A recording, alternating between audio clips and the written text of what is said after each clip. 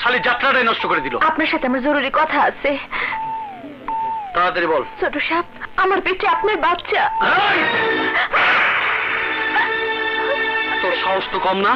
হারামজাদি, ভবিষ্যতে যদি এসব কথা বলিস তাহলে তোকে জানে মেরে ফেলবো। এনে ধর। না। হ্যাঁ, গ্রামের বাড়িতে গিয়ে বাচ্চাটা নষ্ট করে ফেলিস। না ছোট সাহেব, না, এই বাচ্চা আমি নষ্ট করতে পারুম না। আপনি আমারে বিয়ে করবেন কথা দিয়েছিলেন। তোকে আমি বিয়ে করতে যাব কোন দুঃখে? আমার জন্য কত মন্ত্রী মিনিস্টার মেয়ে লাইন দিয়ে আছে জানিস?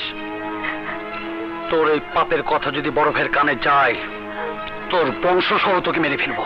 আমি যাবো তার কাছে, তারে কো আমার বিয়ার আশা দিয়া আপনি আমার ইজ্জত নষ্ট করছেন। এই জন, এসব কি করছিস? ভাইজান, লজ্জা করলো না তোর? একটা এতিম মেয়ের জীবন এভাবে নষ্ট করতে? বড় সাহেব, আমারে বাঁচান বড় সাহেব। কাঁদিস না আলিয়া, ওঠ ওঠ,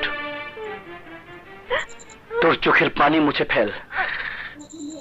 তোর কোনো ভয় নেই। আচ্ছা, এবার বলতো, তোর পেটে যে ডনের সন্তান, এই কথার কে কে জানে? আমি কাউরে এই কথা কই নাই বড় সাহেব, কাউরে কই নাই। Good, very good.